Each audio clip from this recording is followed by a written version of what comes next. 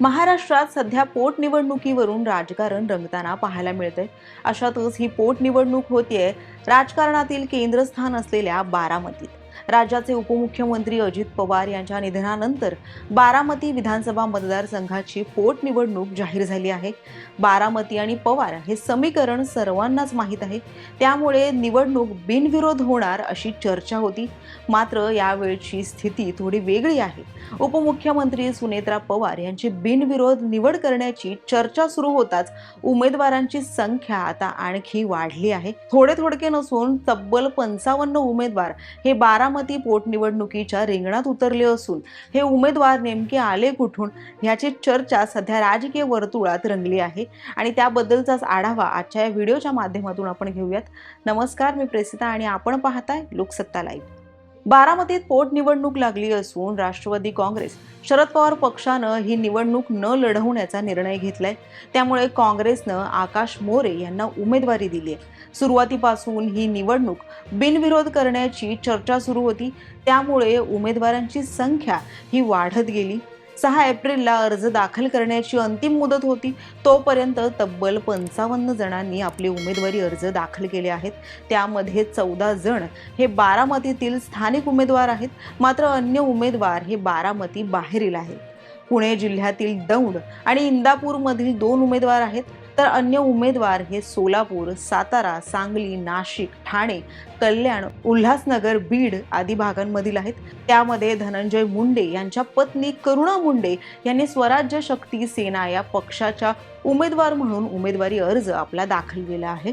तर साताऱ्यातील big boss Marathi fame Abhijit Bichukale यांनी देखील आपला अपक्ष उमेदवारी अर्ज दाखल केला आहे। यांच्यासह तब्बल 55 जण हे बारामतीच्या पोटनिवडणुकीच्या रिंगणात उतरले आहेत। तर या आधीच जर आपण पाहिलं तर बारामती विधानसभा मतदारसंघाच्या 2024 मध्ये झालेल्या निवडणुकीत दिवंगत उपमुख्यमंत्री अजित पवार हे उमेदवार होते। तेव्हा 46 जणांनी अर्ज भरले होते, त्यापैकी 4 अर्ज हे छाननीमध्ये बाद झाले, 9 जणांनी माघार घेतली, त्यामुळे 23 उमेदवार हे निवडणुकीच्या रिंगणात उभे राहिले होते। आता निवडणूक बिनविरोध करण्यासाठी प्रयत्न सुरू झाले आहेत। राष्ट्रवादी काँग्रेस अजित पवार पक्षाचे नेते प्रफुल्ल पटेल आणि प्रदेशाध्यक्ष सुनील तटकरे हे काँग्रेसच्या केंद्रीय नेत्यांच्या संपर्कात असून उपमुख्यमंत्री एकनाथ शिंदे आणि महसूल मंत्री चंद्रशेखर बावनकुळे यांनी काँग्रेसला उमेदवारी अर्ज मागे घेण्याचं आवाहन केलं आहे। अर्ज मागे घेण्याची अंतिम मुदत ही 9 एप्रिलला आहे, त्यामुळे 55 पैकी आता किती उमेदवार हे माघार घेणार याबाबत उत्सुकता निर्माण झाली आहे।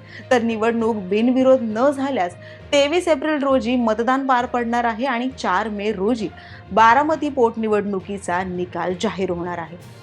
दरम्यान बारामती पोटनिवडणुकीत ओबीसी आंदोलक लक्ष्मण हाके हे देखील उतरले होते।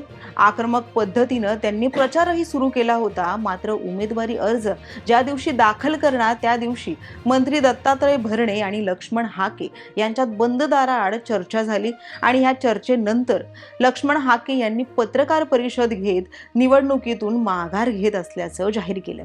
त्यावरून पत्रकारांनी त्यांच्यावर प्रश्नांची सरबत्ती देखील केली। तर दुसरीकडे अजित पवार यांच्या अपघात प्रकरणी महाराष्ट्रात FIR दाखल करा, मगच बिनविरोध निवडणुकीचा विचार करू अशी अटही काँग्रेसनं घातली।